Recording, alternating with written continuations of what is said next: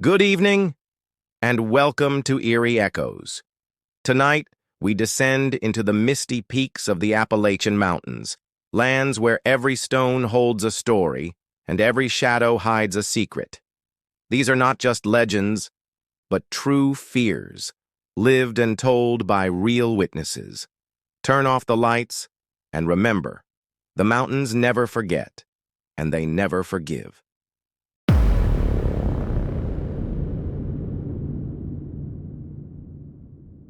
My name is Evan Clark, 36, freelance photographer. I've spent most of my career chasing forgotten places, old rail lines, abandoned factories, derelict barns. But nothing drew me in like the legend of the Black Hollow Tunnel. Locals in this part of the Appalachians say a train engineer named William Holt died here in 1911 when his locomotive derailed inside the tunnel during a midnight run.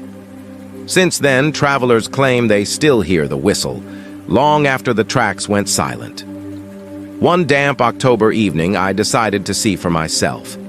The tunnel lay a mile beyond the last working rail, its entrance a black mouth framed by moss-covered stone. The air grew colder as I approached, and the sound of my boots on the gravel echoed unnaturally, like the tunnel was swallowing the noise. Inside, my flashlight beam revealed brick walls slick with condensation. Rusted rails ran into the darkness, disappearing in a curve I couldn't see past. The air smelled of wet metal and old smoke, though no train had passed here for over a century. Then, a faint whistle, distant, wavering. I froze, straining to hear. The sound came again, louder this time, followed by the low, rhythmic chug of an engine. My heart thudded in my chest. I moved to the side, pressing against the cold wall, telling myself it had to be an echo from miles away, until a dim, golden light appeared around the bend. It wasn't a flashlight. It wasn't the glow of a lantern. It was the beam of a locomotive's headlamp, cutting through the darkness. The chugging grew heavier, the whistle sharper as the light swelled, filling the tunnel with blinding glare. I raised my camera, but my hands shook. Through the brightness, I saw the vague outline of an engine, and behind it, the dark forms of passenger cars, windows lit, silhouettes moving inside. The roar of the engine swallowed everything, and then, in a heartbeat, it was gone. The tunnel fell silent. The lights snuffed out. Only the cold and my ragged breathing remained. I turned to leave, but stopped. There, in the thin film of water on the rail, were fresh footprints. Bare feet, small, leading deeper into the tunnel. I didn't follow them. Now, whenever I develop my photos from that night, there's always one frame I can't explain. An image bathed in golden light, the faint outline of an old steam engine, and a man in a soot-stained cap staring straight into the lens.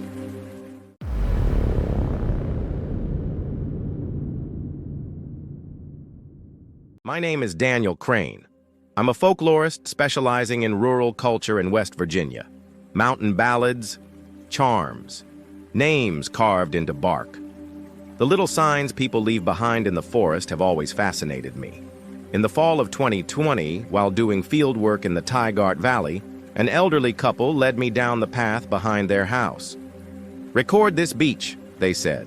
"Sometimes it weeps red. Beech trees, Fagus grandifolia, have smooth bark. When young lovers come along, they carve hearts into it.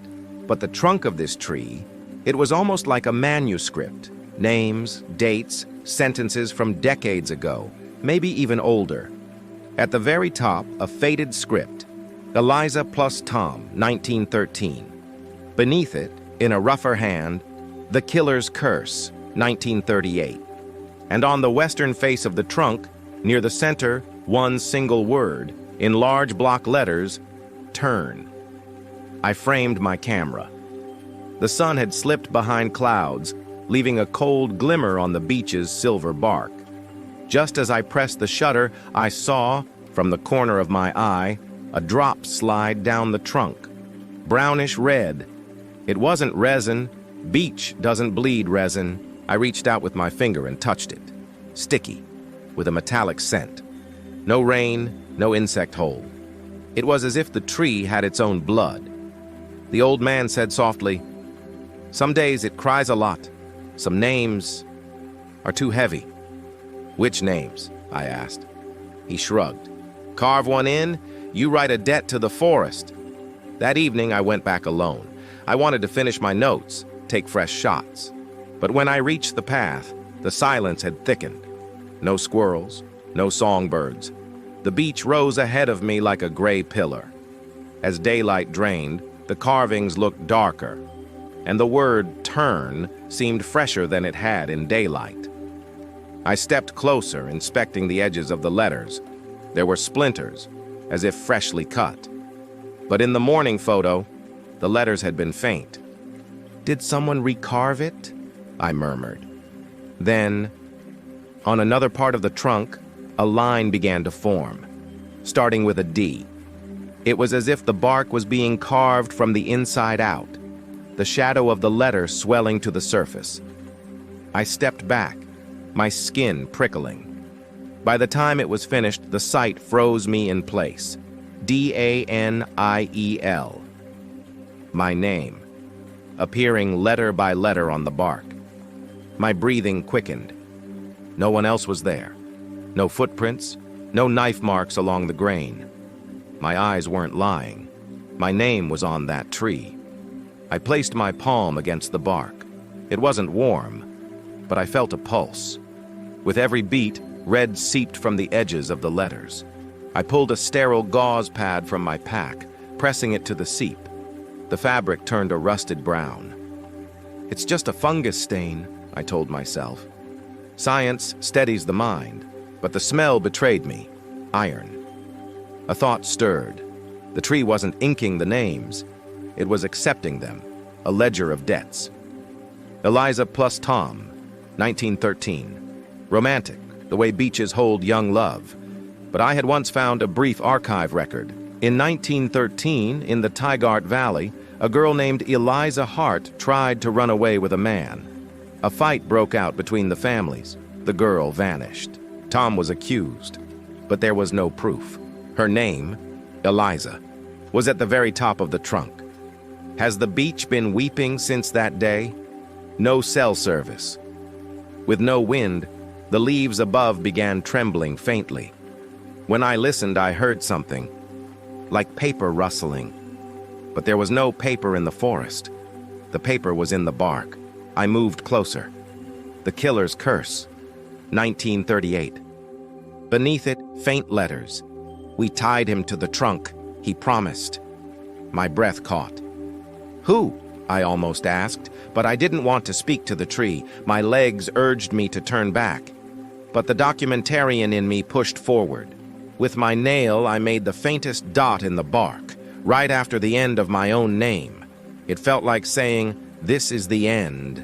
The trunk gave a low groan, and without wind, I could hear the workings inside the wood.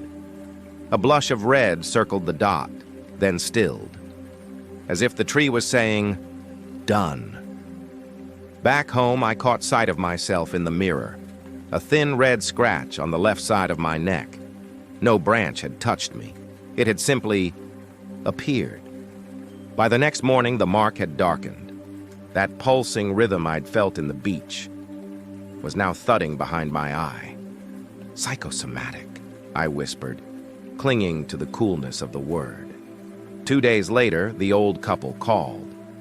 "The tree's crying again." I went. Even in daylight, 2 thick streaks ran down the bark. Where the shadow fell, the soil had gone deep maroon. The old woman murmured, "Eliza's memory." The old man shook his head. "Or too many debtors." "Debtors?" "Anyone who carves their name. The tree remembers. But some pay with blood." That evening, for the 3rd time, I went alone. I brought an iron nail and a small mirror. Beach hates iron. Folk charm against it, they say. I planted the mirror in front of me, planning to carve without looking directly, to see if the bark would resist injury. My aim, to bracket the dot after my name, close it off. In the mirror, the trunk was reversed. The word turn read as nert, a brief, foolish smile. Then, in the reflection, a shadow appeared behind me. I did not turn. Ice slid from my spine to my knees. The shadow stood at my neck level. No breath. In the mirror's glass, I saw a wide-brimmed hat and a face like a hollow. In its hand, not a knife, a chisel, more fitting, for bark. The mirror trembled in my grasp. The shadow leaned in, adding a stroke to the first letter of my name. The D shifted, for a moment, into an O, then back again. The shadow had corrected itself. The letters must be right, my mind supplied, absurd. And yet, in that moment, it made perfect sense. I gripped the nail in my palm, lowering the mirror toward the bark. The shadow didn't move. "Let me go," I said, not knowing to whom. I pressed the nail's tip under the N of turn. Crack. The tree drew a cool breath. From within the bark came a whisper, "Turn." This time, I obeyed. I stepped back onto the path. Forest sounds returned. A squirrel's frantic gnawing, a juniper's brief call testing the air. With each step away from the beach, my headache eased. At my door, I found a gauze pad in my pocket, not the same one from before, dry, but with two small spots on it, red-brown. I turned it in my hand. One spot looked like the dot I'd carved after my name. The other, a small slit, like a doorway opening onto that dot. From then on, my advice about carving into bark was simple. Never carve your name into a beech. If it's already there, close it, bracket it, date it. Write the debt not in your own account, but in time's. That spring, the old couple buried 3 small iron rings at the base of the tree. By summer, the weeping had lessened, but never stopped. Sometimes at sunset, 2 drops still run down the trunk, as if someone is praying for 2 people. Eliza and Tom, or D and C? Now, if I see a beech with perfectly smooth bark in the mountains, I look away. Loves, curses, turns, they all, one day bleed through the bark. These mountains do not forget the one who writes their name in blood, or the one who erases it. And some trees will weep until they learn how to forget.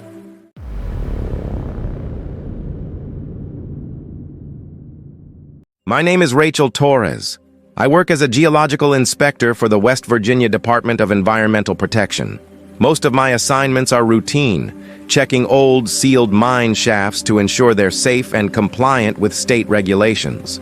But in September 2020, I was given a site ID only heard about in whispered conversations among senior inspectors, Black Rock Mine, just outside the town of Bramwell. Official records say it was abandoned in 1902 after a catastrophic collapse killed dozens of miners. Locals say the mine never went quiet. Driving into McDowell County, I saw the scars left behind by a century of coal mining. Rusting tipples stood like skeletons against the sky. Streams ran orange from acid drainage. Closer to the mine, the forest seemed to thin out, as though the land itself didn't want to grow here. Trees were bare, leaves had browned too early, the air felt still. The mine entrance sat at the end of a dirt road, tucked into a narrow valley where the sun barely reached.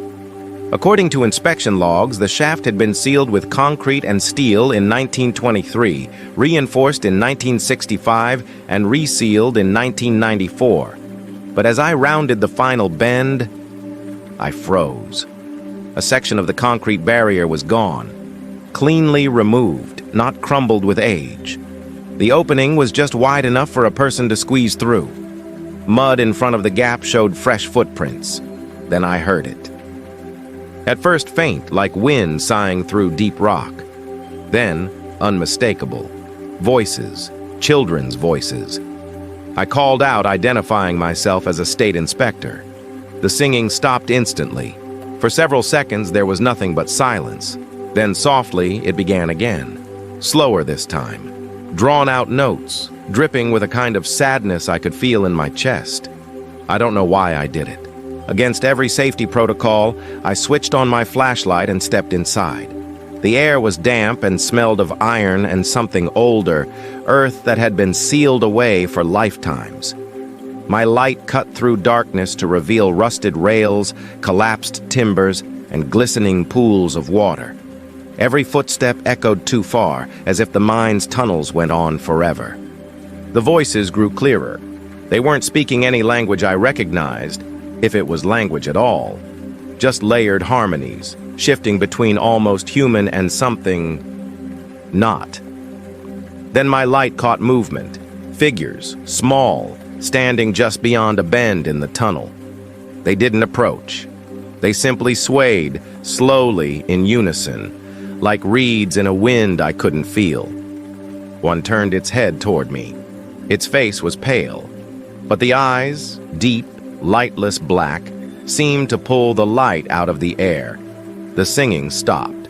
I stumbled backward, keeping my eyes on them until I slipped through the gap and out into the cold air. The forest outside was too quiet. No birds, no wind, just the pounding of my heartbeat in my ears. The next day, I filed my report. The official note read, "Hazardous, requires immediate resealing." I didn't mention the singing. I didn't mention the eyes. But sometimes when I'm alone at my desk after hours, I catch myself humming a melody I don't know. A melody I shouldn't know.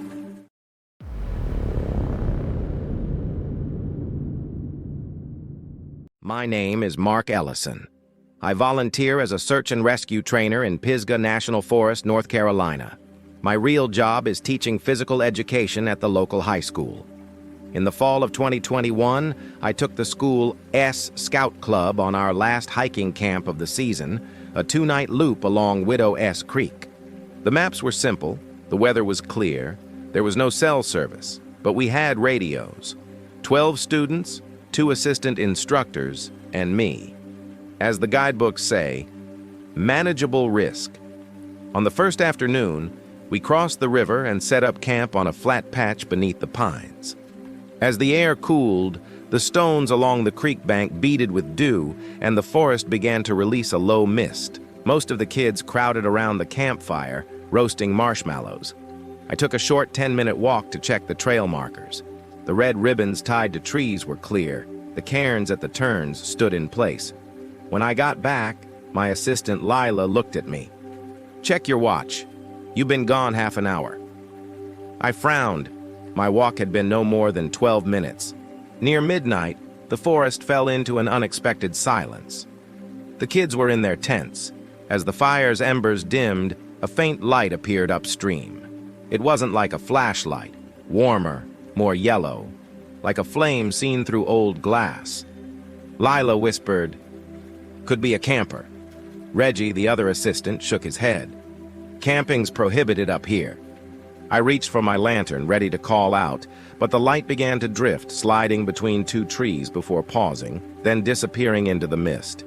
The next morning, our watches stopped agreeing. Mine read 7:10 Lila, S643 Reggie, S802 no signal. GPS flickered and jumped. I tried to keep the kids calm, muttering things like, "Lithium batteries get confused in the cold." The trail markers began to shift. A red ribbon that had been tied on the left side of a tree now hung on the right. One of the cairns had toppled, and next to it stood a new one. Same stones, different arrangement. As if someone was walking ahead of us, changing the signs. By midday, the youngest boy, Noah, came to me in tears. "Mr. Ellison, I saw a man. He was carrying a lantern, but he wasn't walking. He was sliding." His eyes held that trembling honesty kids get when they're too scared to lie. "Where?" He pointed to the creek. We walked there. Through the brush, we found a fallen tree with a rusted hook and a broken chain hanging from it. The chain's end dipped into the water. "He came up to here," Noah said, then went down into the water. That afternoon, a heavy fog rolled in. To avoid missing the twisting descent ahead, we walked single file.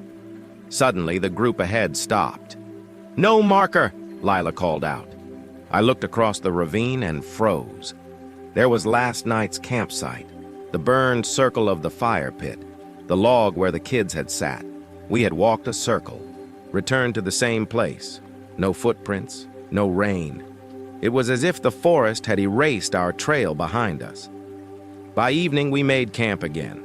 I told the kids it was a planned repeat training exercise. Inside, my stomach churned. The map was right. The compass was right. But the forest wasn't. As I watched the fire, the light from last night appeared again, this time closer. A brass-handled lantern with a glass globe, burning gold. The shadow beneath it wobbled like it was walking on water, drifting along the creek. Then a voice, muffled, as if from underwater. "Don't come back." I shot to my feet. "Who are you?" I called. The reply came like a long, drawn-out sigh. "No, name. Once you go down, you stay." Reggie gripped my arm. "Mr. Ellison, don't scare the kids." But it was too late. Tent zippers were opening. We set up night watch in groups of 3. During my shift with Lila, the lantern's light fixed itself on the far bank. For a moment, I saw the silhouette behind it. Broad strap across the chest, hook and chain at the belt, wide-brimmed hat casting his face in shadow. Lila whispered, "The old maps say there was a collapse here in the 1910s. That's when it got the name Widow's Creek." "Why?" I asked. "Because the workers went down and never came back." Before dawn, 2 kids, Noah and his sister June, vanished. Their tent zipper was open, no tracks. We mobilized instantly. "Noah, June!" Our voices echoed back from the creek. Through the mist, the lantern's light began to move, pointing upstream toward the narrow bend. "There," Lila said. We followed. At the base of a rock wall, we found a low opening. Inside, damp earth, the smell of rot. On the wall, a black soot mark, circle with a notch. Lila murmured, "Old warning sign. Danger below. Turn up." But there were small fingerprints in the mud. The kids had gone through. I crawled inside. 2 body lengths later, it widened. The ceiling dropped. Water dripped somewhere ahead, and a lantern, retreating slowly from us. "Noah, June!" My voice splintered on the stone walls. The muffled voice came again. "Don't come closer. There's a ladder under the water, missing rungs." Under my knees, a gap. Lila grabbed my arm. "Let's tie the rope," she said. Reggie anchored it. I shone my light ahead, slick stone, moss, and a small shoe. June's. Next to it, another soot mark, circle, 2 notches. I knew pressing on would be reckless. We were turning back when the lantern's light suddenly appeared. Close. Too close. Behind the gold glass was a face rippling like it was underwater. Eyes dark, but pained. He raised his palm, stopped, and lowered the light toward the ground. The earth seemed to vanish into a hole. Just beyond, a collapse. Black water beneath. One more step, and we'd have fallen 2 meters. I nodded. "Thank you." No voice came, only the light withdrawing, curving toward another path. We followed the bend right, then upward. A gap in the rock. Gray daylight spilling in. Outside, the creek split into a branch not marked on any map. From the brush came a sob. Noah and June, muddy, shivering, clinging to each other. June's shoe was gone. We wrapped them in our ponchos. "The man with the lantern took us," Noah said. "But then, he brought us back." Back at camp, our watches still read different times, but the sun was the same, climbing. The 3 of us knew timekeeping meant nothing here. By noon, we found the return trail. This time, the markers didn't move. The cairn stayed put. Widow's Creek had let us go. When I returned to town, I went to the local archives. I found a newspaper clipping from 1912. "Collapse in Widow's Creek Tunnel. 2 workers lost to the waters." One of the names was familiar. I'd swear I'd heard it in the forest. Harlan Pike. The note read, Workers tried to reach the surface, but their lanterns were extinguished in the water. That day, on the warning sign we'd placed by the creek, I added, "If you see a lantern, don't shout. Watch." Because some guides never ask your name. They speak with light. Sometimes after school, I still go to Widow's Creek alone.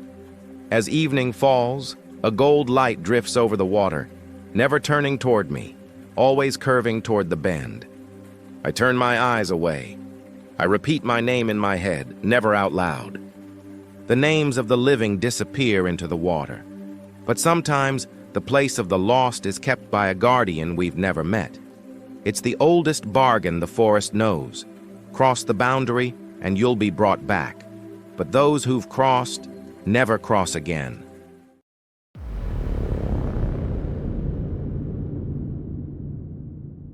My name is Daniel Hargrove, 42 years old, former park ranger, now just a man who can't seem to stay away from the mountains.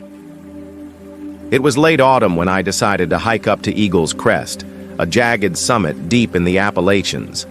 The locals never talked much about it, only in hushed tones, with the kind of wary glance you give to places best left alone.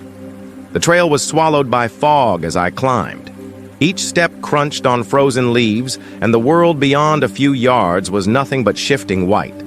Somewhere above the tree line, a dark silhouette began to emerge.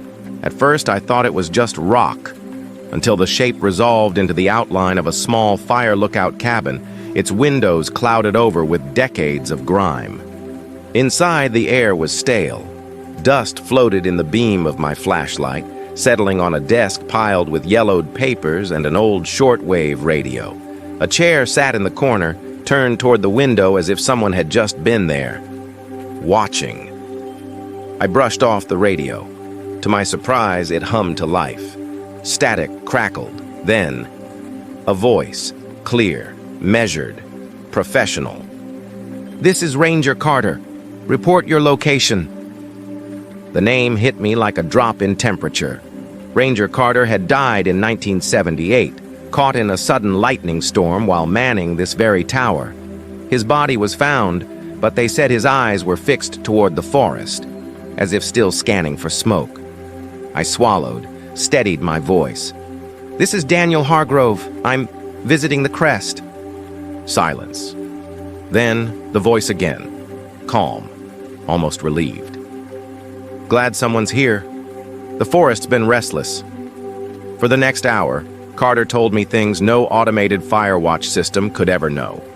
He spoke of dry tinder buildups in gullies the satellites couldn't see, of illegal campfires hidden under pine canopies, of wind shifts that could turn a spark into a wall of flame in minutes. Every detail was precise, every warning urgent but controlled. As he spoke, I realized something. He knew he was dead, knew his official service had ended, but he simply refused to leave. In his mind, the forest still needed him, and he was the only one who could watch it properly. "I see things machines don't," he said. "Lightning strikes before the sensors register. The smoke from a single match, hours before it's visible. The forest still needs eyes, human eyes." When I finally left the cabin, the fog seemed heavier, pressing against me like a weight. At the trailhead, I looked back and saw the cabin's window faintly glowing. A figure stood inside, shoulders squared, scanning the horizon. These days, the Forest Service calls Eagle's Crest a historical site. They say the cabin is unmanned, but anyone who hikes up there at dusk will tell you otherwise. They'll tell you about the radio that still comes alive when storms roll in, about the voice that warns of danger before it begins. And somewhere, high above the tree line, Ranger Carter keeps his eternal watch, proof that some duties don't end, even when life does.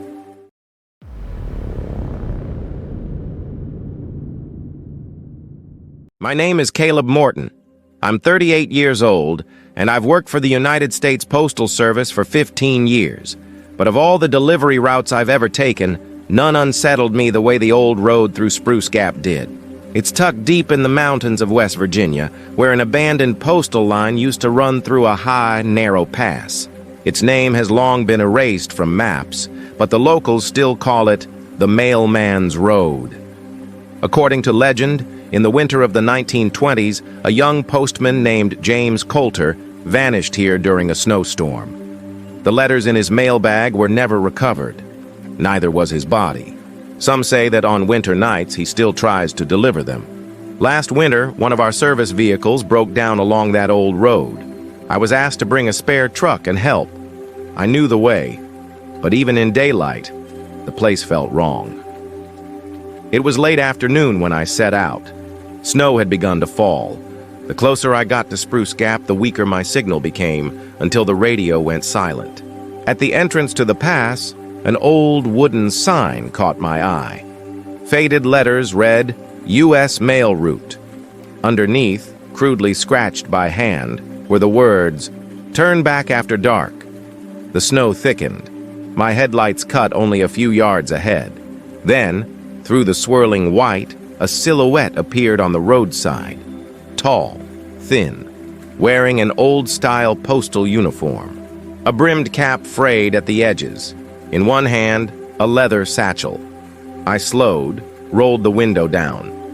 Are you all right? I called. He turned his head toward me. His face was almost entirely swallowed by shadow. Only the whites of his eyes caught the light. When he spoke, his voice was deep and muffled, as if it came from within the wind. But beneath it, there was something else. I have to deliver these letters, he said. Will you help me? For a moment, I thought maybe he was part of some historical reenactment group. But no, the voice didn't belong to any living man I'd met. Slowly, he opened the satchel and held it out to me. Inside were yellowed envelopes, their wax seals unbroken. Names were written on them, but the postmarks, 1924, 1925, 1927, almost a century old. The moment my hand reached toward the bag, the air turned bitterly cold. My breath misted. From further down the road came a low hum. At first I thought it was the wind, but soon I recognized the rhythm. Hoofbeats. They grew closer. Yet there were no horses on the road, no wagons, no headlights. His eyes locked on mine. If you don't take them, they will come. Instinct pulled me back. I withdrew my hand. For a moment, his face shifted into the dim light, skin a grayish hue, lips cracked, teeth blackened by empty gaps. My headlights flared, the snow flashing white, then dimmed again, and he was gone. Only deep boot prints remained in the snow, ending abruptly a few yards away. Farther up, I found the stalled vehicle. The driver was still inside, shivering. The battery had drained completely. I drove him back in my truck. On the return trip, as we passed the same spot, I saw an old roadside mailbox. Its rusted door creaked open, then closed on its own. That night when I got home, I found a yellowed envelope in the pocket of my jacket. No address, only 3 words scrawled across the front. Answer tomorrow night. I didn't go back, but for a week afterward, every morning, I found the same envelope in my own mailbox. Always empty. Today, the Spruce Gap Road was officially declared closed. Yet some farmers claim that, in winter, they still see a lone headlight moving slowly along the pass, before vanishing into the snow. And in the white silence, they find a trail. Boot prints alongside the prints of horseshoes. Sometimes I wonder if I had taken that bag that night, would I still be here? Or would I be out there now, another shadow trying to deliver letters that were never meant to arrive?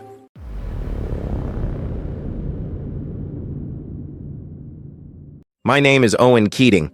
I'm a field engineer for the U.S. Forest Service, and the odd part of my job is restoring old mile markers and highway signs along mountain roads back into the inventory. People ask why we need these in the age of GPS. The answer is simple. In certain valleys of Appalachia, the map refuses to work. Satellites can't see the sky. Compasses forget where north is. And when that happens, the stone speaks. In the fall of 2022, I was assigned to renumber the mile markers along an abandoned fire lookout road in Jackson County, North Carolina. The road once passed a small shelter known as Mountain Station and an old postal range. On the maps, the station was marked as a gray square. In the field, it was said that only a rotting platform and a rusted bell remained. I left my truck at the head of the forest road. I took with me a steel ruler, spray paint, red flags, a copy of the old map, and my field notebook. The weather was clear. The first mile marker wasn't hard to find, moss-covered, with a faint embossed 0. I photographed it, logged it into the GPS, and wrote my note. Then the road curled between spruces, and the temperature dropped by a few degrees. The second stone, which should have been 1, read 3. The map said 1, the stone said 3. Either someone had turned it years ago, or something else had happened. I probed the soil around the base with my stick. There were no signs it had been moved. On its surface was a thin scratch, as if chiseled years earlier. The scratch resembled an arrow, pointing east. The third stone was missing entirely. In its place stood a short post by the roadside with a rusted bell tied to it. The bell's clapper was broken, yet when the wind shifted, I swore I could hear the hollow ring of metal. That's when I realized the forest was unnaturally silent. No birds, no crickets, not just wind. It was as if someone's breath was slowly moving between the trees. I stepped off the road to the east. Curiosity about that arrow had gotten the better of me. 5 minutes later, after climbing over a fallen spruce, I came to a flat clearing. There it was, Mountain Station. 4 posts, the remnants of a zinc roof overhead, and in the center a thick beam from which hung a cracked bronze bell. Beside the platform was an open iron box, the mail drop. Inside lay a bundle of yellowed, water-stained notebook pages. In shaky handwriting, a single sentence was repeated. Keep the mile markers in place. As I stepped onto the platform, the wood creaked. My eyes caught on the rope beneath the bell. Roughly tied, the knot looked fresh. When I touched it, the fiber was dry, but it smelled faintly of fresh smoke. Next to the bell's rope was a small embossed plate, HG, Station. HG stood for High Gap, a name from 1940s topographic maps. I turned another page in the notebook. This one had a date, 1951. After the rock slide on the north slope, the stones shifted. The station keeper warned, "Ring the bell, the stones will return." Beneath it, a signature of sorts. A small triangle and 3 dots beneath. I couldn't abandon my task, but I had begun to sense that the forest had its own rules. I kept on, finding and marking the milestones in order. The 5th stone was gone. In its place was a large boulder with a chalked 5 on its face. The 6th stone existed twice, 2 blocks with the same number, 5 steps apart. As I considered how to put that in my report, the wind shifted and a chill slid down my spine. From far away, the bell rang, just 1 strike. I turned. The station was a thin shadow above the tree line. By afternoon, I reached the road's narrowest choke point. Where I should have turned left, the road had split in 2. On the map, it was a single line. Here, 2 narrow paths. The left path had a marker stone, 7. But another 7 was carved into its body. 1 old, 1 new. The right path had no marker, but the soil looked fresher. I told myself, left. If there's a stone, you follow it. 5 minutes later, I stepped into a clearing and froze. Before me stood the 0 stone, the same 0 from the start of my day. The yellow leaf I'd photographed was still lying at its base. I had drawn a circle, come back to where I'd begun. The GPS was useless. Its signal flickered in and out. The forest had returned me. I went back to the station. On the bell rope, a new knot had been tied. I hadn't tied it. Behind the platform, shadows thickened, and the bronze of the bell seemed to hold a faint light. Keep the mile markers in place. The words from the notebook echoed in my mind. I rang the bell once. The sound rolled through the valley like a wall. It was as if the forest exhaled the breath it had been holding. Leaves stirred. When the vibration faded, I looked toward the road. The path had narrowed to a single line. On the left path, the new carving on the 7 stone had faded, leaving only the original. Something, or someone, had taken back the excess. I went on. The 8th stone emerged from under moss. Beside it lay a small coin, a 1948 Roosevelt dime. As I brushed away the moss, the ground beneath my boot gave way. My right leg sank to the knee. I scraped against the edge of something metallic buried in the muck. And the thought wouldn't leave me. The old station keeper guarded this road alone, guiding those who passed. His only power was his bell. The mile markers were his guideposts. When they shifted, people lost their way. The 9th stone's place was occupied by a box, rusted, rectangular, labeled log. Inside were several pages, each with brief notes. Smoke coming from the east. Dry lightning, wait at the station. Stone 4, shifted again. The last page was blank.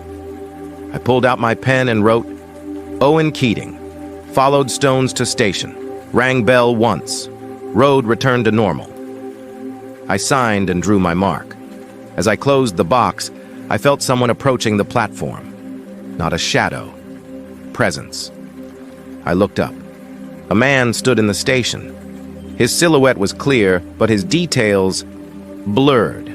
Thick wool jacket, a buttoned cap, a small hammer on his belt. You couldn't see his face, but you could feel his gaze. He reached toward the bell, pushed the rope toward me, and I heard, not in my ears, but in my mind. Once more. I rang the bell a second time. This time the sound was shorter, clearer.